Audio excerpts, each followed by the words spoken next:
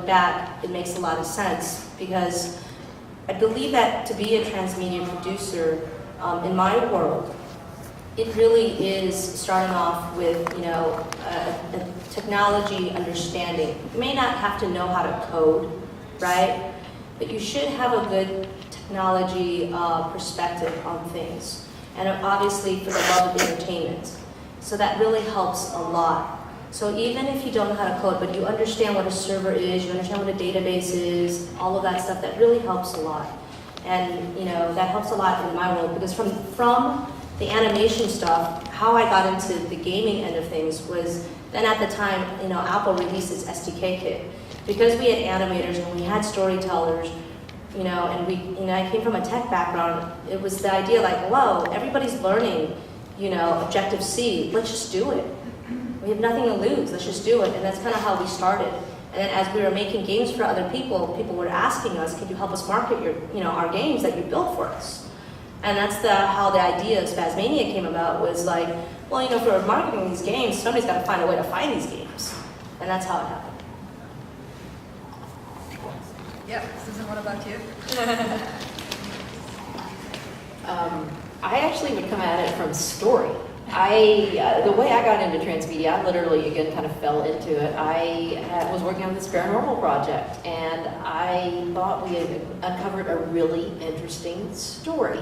And the people I was working with were really fascinating. And I thought, well, this isn't something that you could just put in a single film or a single, reality show. I'd like to build this out into a much larger universe that could touch people and have audiences in different fields. And so I would say, yes, you can come at it from technology, but I came into the whole world through story and wanting to build a story that kept expanding outward as many ways as I could.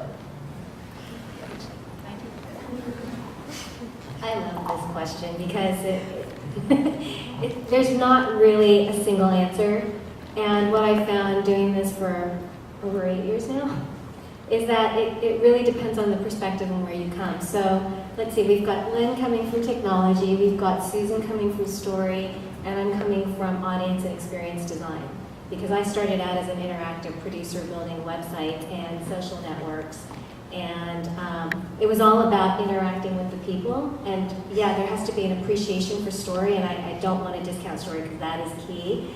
But it is interesting that, if you come from a gaming perspective, it's about the game mechanics. And I've gotten into some serious arguments with people about, it's about the game, no, it's about the story, no, it's about the user experience. So it really just depends on where your specialty is coming in. I fell into it as well. I was an interactive producer. I created a lot of user-rich applications, both online and on mobile. And I actually started playing some of Jane McGonigal's serious games, and that's how I got hooked when I found myself creating 3 extra hours in my day to play her games. And that's where I realized that there was a lot of power as well in terms of audience interaction and including audiences into the narrative, because people who are busy but are engaged and feel like they're part of something larger, and they're actually having fun because they're engaging with people who are doing the same things as they are and have the same passion for them, they make time to come back and socialize. So there's a really huge social component to that as well. I'd say there's this word that's come out, it's just like polymath. Has anybody heard that word? Yeah. Where you're just kind of good at everything. That's a lot of what we look for when we're adding somebody to the event team. It's just that sparkle in their eye that they're switched on, that they can pick things up and transfer that knowledge. And then the history behind how I got into Transmedia was I was launching a video platform called MyMonster, which was a video platform for events, enabled you to comment on the timeline. And also to splice it and tag it. And one of the first meetings in Australia, and I came to the States because it was a bigger market, obviously.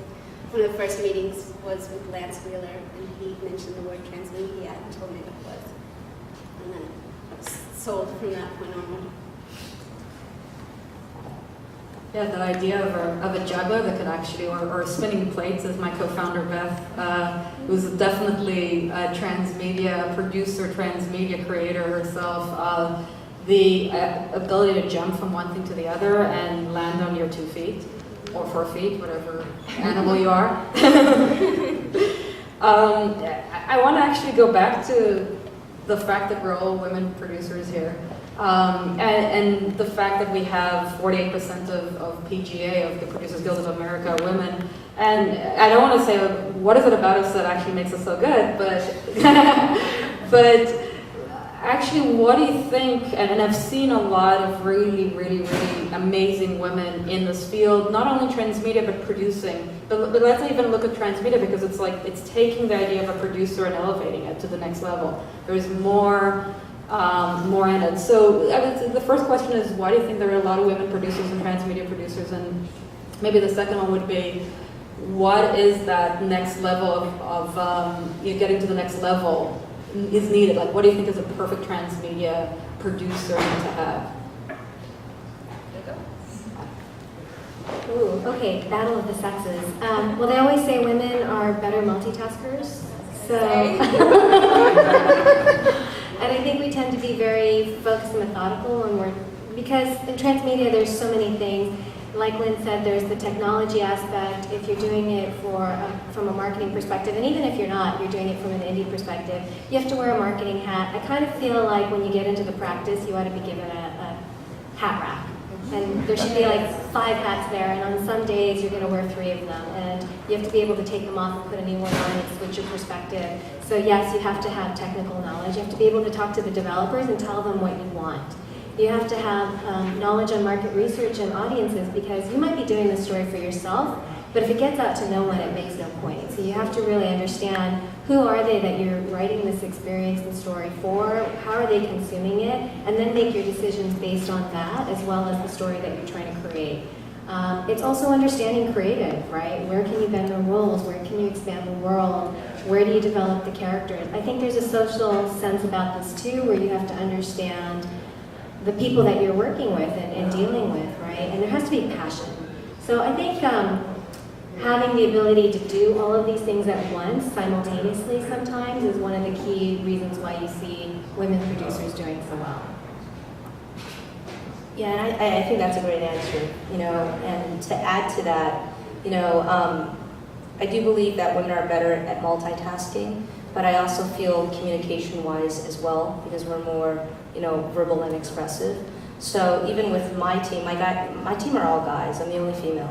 And sometimes it's so weird, because I look around and it's like, oh my gosh, I'm like one of the dudes, but not really. So like when I speak to them, it's just a different level of speech when I hear them talk amongst themselves, right? And especially when I have to wear different hats. Right? So there are times when there's just so tech-heavy talk, and all of a sudden it's like, whoa, whoa, whoa, whoa, whoa. What about the UI design? This graphics looks like shit. I'm sorry to say that, but it does, And then all of a sudden, like, they give me that look, like, what? and then you just bring them back, And I think that's what makes females producers, I think, a lot more intriguing. It's just sometimes we can cut through the BS and really call things out. And I think that makes a big difference. Yeah, I think cutting through the BS is pretty important. I come from a creative background, and you kind of get that feeling like you're with the car mechanic sometimes when you're speaking to the engineers. It'll take 2 months and $20,000. So if you're not savvy with that, which I had to learn very quickly, to pick up those coding skills to be able to manage those teams, you can really suffer. So I love that term, that label, creative technologist. Yeah. All right. Well, I'm tangled. Okay. Actually, I was about to say, one of the things I think why women do really well in transmedia is because we're more empathetic at times. I am always looking, when I'm designing an experience, how the audience and the player is going to react. I'm actually not, a lot of people get caught up in how the mechanics of the game are, and I always step back and go, is this confusing to my audience? How are they going to react to this? What's going to be most interesting to the audience? And I think it may be more, women are more empathetic and emotional. I don't know. I'm not, yeah. I also see that women, and I think it's in our genes and hormones and all that good stuff, that we are always worried about the tribe. And your transmedia story world is your tribe, and every single part of it needs to work together. Otherwise, the tribe's going to lose, and the well, not a T-Rex, but some like big animal is going to come and eat us, or shadow people are going to attack us, or. But and I think it's like that option of like seeing things at the same time from every angle possible. And I think women have that because of that trait, and I think it really works well with transmedia. So I just wanted to mention that rather than talking about them while they're here, I would just love to hear some of the men weigh in on what it's like to work with transmedia women, female producers, what they think about what our strengths and maybe drawbacks are. I mean, I have my own ideas about working with guys, and they probably have their own ideas about working with women. I'd love to use these spaces with them weigh in at the same time, but they don't know that. Anyone? Ivan? Back. Yeah. I just think it's a hard question because I've worked with women that are highly technical and bring certain skills, and other women that have different skill sets. And honestly, like, I don't really think about it that way as lumping them in a category of women's skills and men's skills. Yeah, I'll second that as a man. I'll start that as a woman. Perfect. But there are times when there are times when you have to deal with the older generation, and I'm lucky to have a co-founder that's a man, and they don't want to deal with a woman. They're not, and so sometimes you get that sort of personality, or there's a brand that you're trying to, get their sponsorship, and you'll be sitting in a room with them, and they'll look only at the man, and it's just there is one or two instances like that still around that they have to deal with. I have a very slight comment. Coming from the film industry, because that's a lot of my career, I don't want to tell you how many times I've been told I'm a bitch because I'm a strong woman telling people how to do something on a film production. And that it's very common, and probably more so in film, because I do think it's a more male-dominant industry than the interactive industry, because it's old school Hollywood. And I literally have been called, you're such a bitch, so many times. Yeah. I'll say that's true for technology as well. Yeah. Definitely don't want to continue getting into that conversation, but there's a great movie, and I'll be with you in a second, called Misrepresentation, that actually deals with women in media. And it's actually very interesting and actually a big eye-opener. We think we're that progress, we're actually not there yet. I think, well, part is depending on how you define a producer. A producer in all the different realms may mean any number of things. And coming from the visual effects industry, you definitely see a lot more producers or people on the production side that tend to be more women than on the artist side, or on the, learning a specific technical trade and kind of going through that. You tend to see that a little more male dominated. But again, I think one of the questions is this idea of seeing on the producer side, well, how are you defining a producer, what's, just kind of. Well, and that's part of the, issue with PGA, that producer is such a bigger nebulous word. And I think here we're really looking at more the transmedia producer and the involvement of that role. And it actually could be a great segue to one of my next questions is, how do you see this role of the transmedia producer evolve and maybe focus? And, I don't want to say because transmedia you can't really focus, that's the issue. But focus more on, and I know that at least you had a great conversation with Jeff about the new way he's going to be describing, or they're going to be describing the transmedia producer role in the PGA, because he helped write that in. Can you actually shed any light on that? Basically, the changes that are being made to the description that was first released, a lot of writers wrote in and said that they were very frustrated with the way it was written because it seemed exclusionary to writers. But a writer is not a producer, but a writer can be a producer. So it's kind of defining that more and clarifying that. that the producer role is really setting up those tent poles and looking way down the line in the future. Like he said, for an example for him is, he's planning the Disney cruises, and he's planning the rides, and he's working with Johnny Depp. It is a producer management role, and being a writer, you can do that as well, but they are very separate. So that was pretty much it. I think moving forward, there is a skill set, we've talked about this a lot. I think at least transmedia producers moving forward need to understand, have a business sense in terms of how do you get funding for this, whether you're taking a commercial approach or an indie approach. Because if you're taking a commercial approach, you still have to approach the brands and have to be able to talk to them about where does it make sense for you to play in the story, or if you're sponsoring the story, how do you represent yourself within the story world without hitting people over the head and making it feel like they're experiencing a very long commercial. If you're on the indie side, you have to figure out how are you going to make money off of this, because even though you're not doing it necessarily for the money, it would be nice to eat while you're producing these things, and I think that's a constant struggle. I think, Elise, you might have said in the beginning that, a lot of producers are struggling artists, right? And so I think in the future we have to start learning to not look badly upon your work as commercial, and learning to figure out how you can bring those brand sponsors into the world and the story and the experience in a way that's organic, which is really tough because they want what they want, but you also have to know where to draw the line in terms of here's the sandbox I'm creating for you, and here's where I think you can play, and here's how we can make it work without it making it feel broken or that you're jumping the shark. So I think that's a key point as part of production in the future. Any questions from the audience?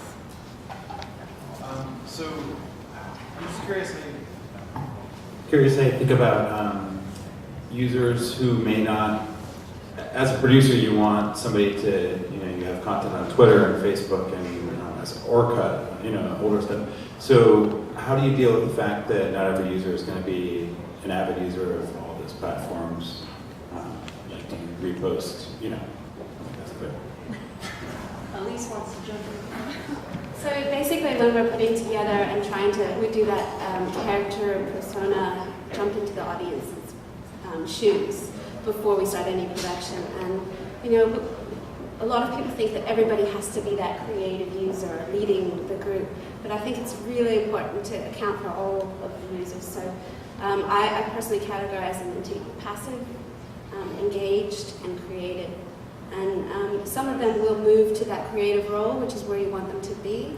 But you also have to count some of them are going to be passive users and allowing that experience to happen for them in that way. Was another question? Yeah, Jim. Curious about your situation with Sun. You said you worked with an agency. When you're trying to pitch $1 million transmedia project to a big company, kind of curious if you could share with us that process and how long it took and what your role was in securing that business. You said that the agency had a role. Did they come up with the idea? Did Sun go out and look for people that could produce a transmedia project? No, that's a really good question, and I think this is a new dynamic. I think agencies are used to, well, I can't say this as a broad statement because this isn't always true, but within this particular context, Sun knew they had to do something different, and I had the relationship with the consultancy that was working with Sun, and I actually had a relationship with Sun.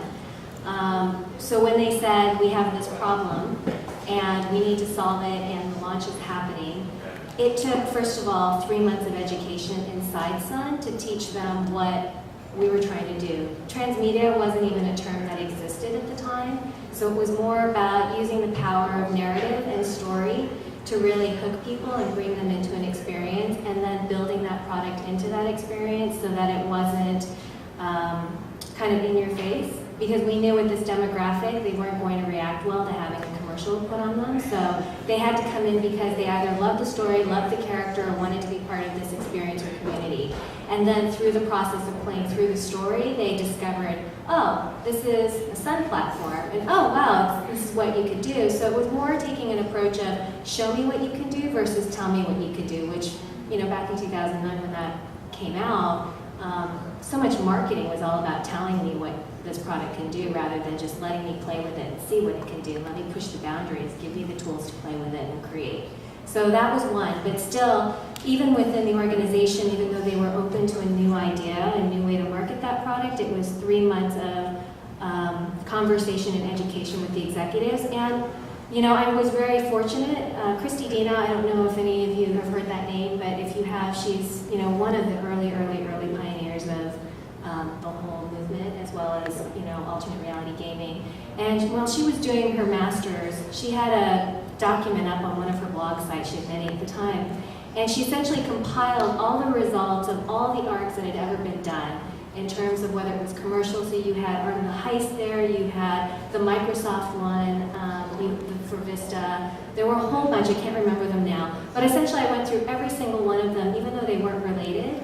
And I then drew up sort of projected, what could we expect? So what we learned was you saw that sort of pyramid of passive, engaged, and then really creative or active users.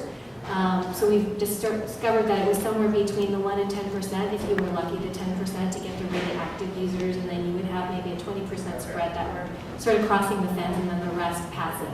So I essentially had to build a model for the corporate brand to explain to them that if we did this is the kind of audience that we would expect. Here's the persona that we did on the audience, so this is the kind of interaction or participation. Here are the platforms that they engage on, and here's how we can reach them, and this is the kind of mechanics that drive them to continue to engage.